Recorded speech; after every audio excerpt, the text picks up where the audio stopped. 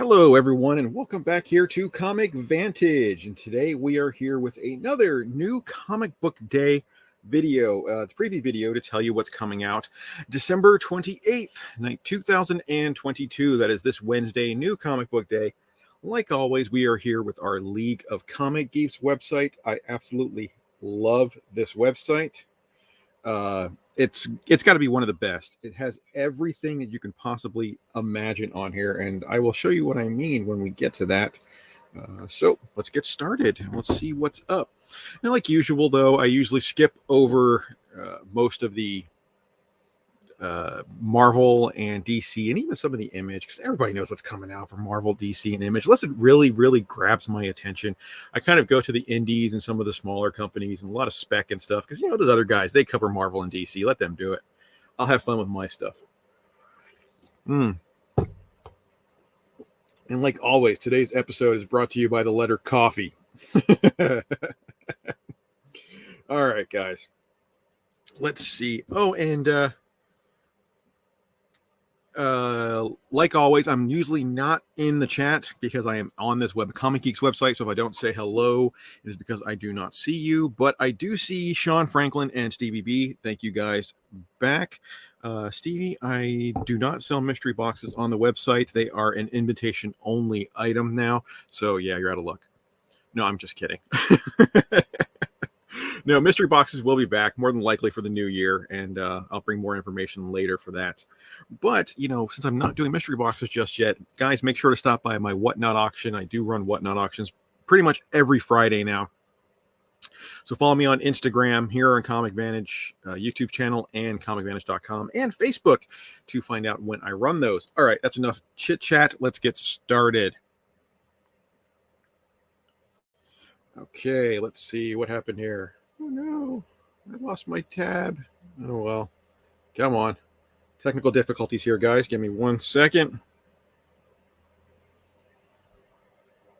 I don't know what's happening.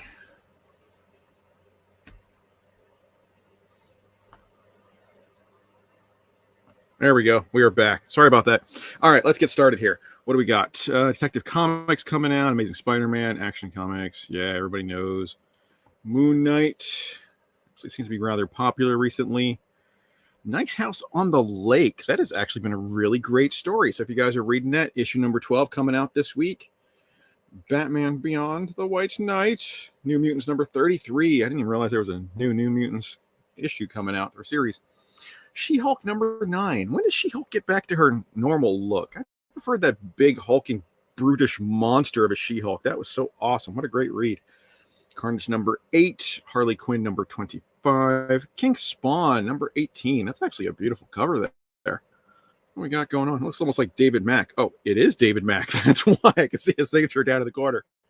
Ah, gorgeous cover. Might be a cover graph for some people out there. Riddler Year 2, Midnight Suns number 4, Dark Web X-Men, Deadly Neighborhood Spider-Man, Dr. Aphra number 27, Captain America, Star Wars Han Solo and Chewbacca, High Republic number 3. High Republic number 3 is only at issue 3? I thought that would be like way up there. Let's see what else we got here. Star Wars Yoda, Tim Drake Robin, Timeless issue number 1. Now this might be an interesting book to grab. I'm actually going to spotlight this one here. Timeless issue number 1.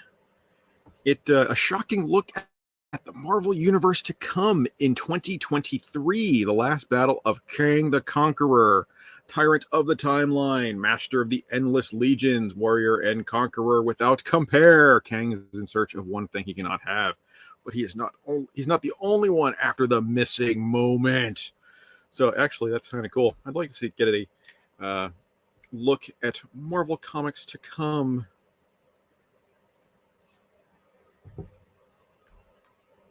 All right. Then we got Thunderbolt issue number 5. Star Wars The High Republic Blade issue number 1. It's another one that kind of jumped out at me. A lot of these Star Wars issue 1s have been kind of some spec, and they have some legs to them. Hundreds of years before the Skywalker saga, witnessed the rise of a legend, the mighty Jedi Porter Engle, perhaps the most skilled lightsaber wielder in the High Republic. Now, what got me is, when did Hellboy become a Jedi Knight? We got a whole bunch of variant covers. As you can see, we got virgins and trades, which means a lot of companies are doing their own exclusives on this. That's the only time you ever see a virgin in trade, or 90% of the time anyway. All right, now back to we can only find them when they're dead. Issue number 15, Strange Academy Finals number 3, Punchline, the Gotham game number 3. DC presents Sergeant Rock versus Army of the Dead. I will always have a soft spot for Sergeant Rock. It was actually the first comic book I ever read was a Sergeant Rock book. All right, Shang-Chi and the Ten Rings, Murder World, Spider-Man, issue number 1. But why is it Murder World Part 2? Where does Part 1 come into play? I'm so confused. Creepshow, issue number 4. It's great to see Creepshow coming back based off of the Shudder series. If you guys haven't watched that on Shudder, definitely worth watching. Shudder always goes on sale too, really cheap for a couple months at a time. I think the last time I grabbed it for a full year for like $20 or something ridiculous like that. Blue Beetle Graduation Day, Book of Slaughter, issue number 1. And that's going to be one a lot of people are going to grab. Something is Killing the Children, House of Slaughter, and now Book of Slaughter, all been great reads. The future of the Slaughterverse is laid bare by Something is Killing the Children, House of Slaughter creator James Tynion. From the sidelines to the spotlight, Book of Slaughter follows the white mask Maxine Slaughter. But will her loyalties remain where they are, or will she show her true colors? Let's see if we got any variants down here. Oh, there we go. We got some variants. Ooh, boy, do we got variants. We got black and white. We got virgin covers. We got trade dresses. Variant after variant after variant. We got a lot of companies that are going to be jumping on that because they have a feeling it's going to be big. All right, then next up, Damn Them All, issue number 3. Minimize this again.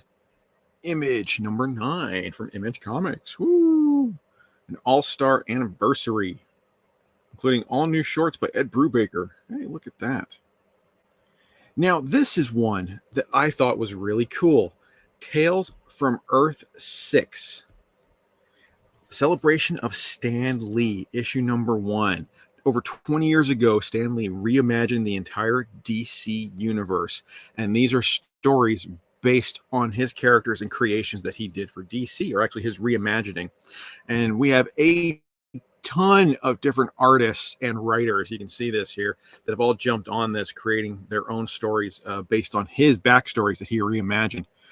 A ton of variant covers from all over the place.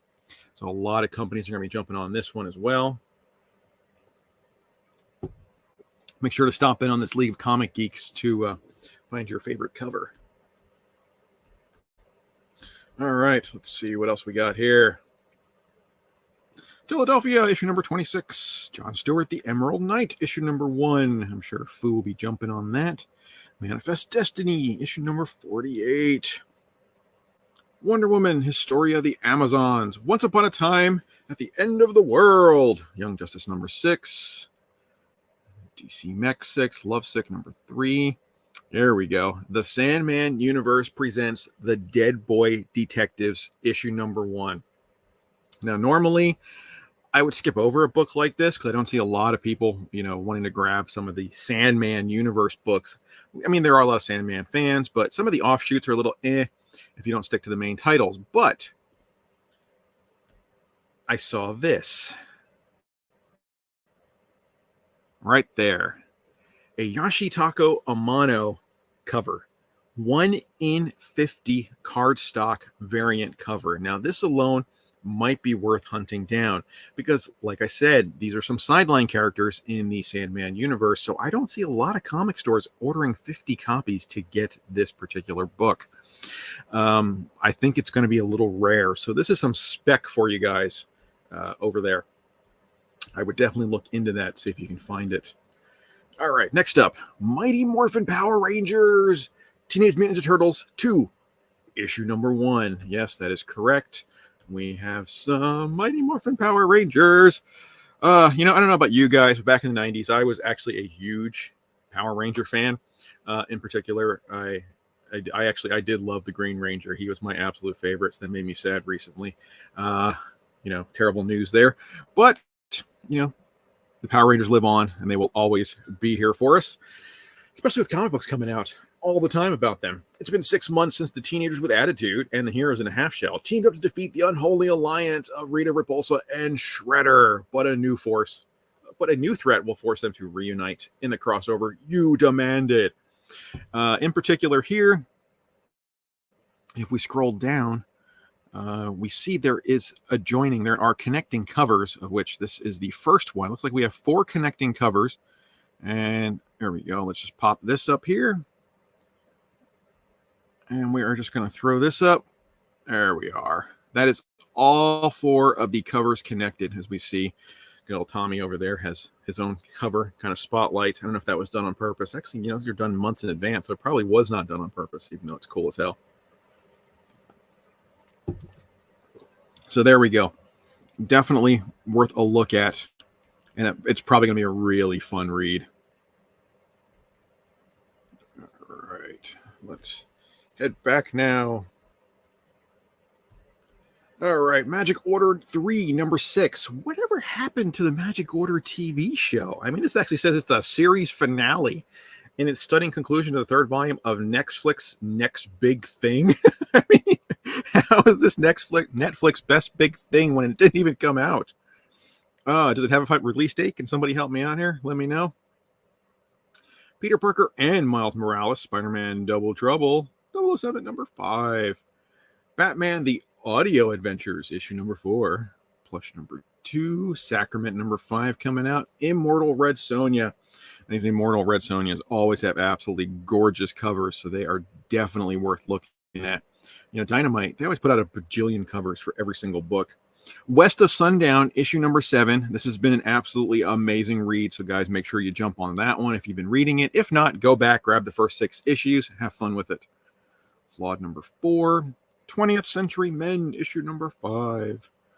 She Bites number 3. There's something wrong with Patrick Todd. Frankenstein New World.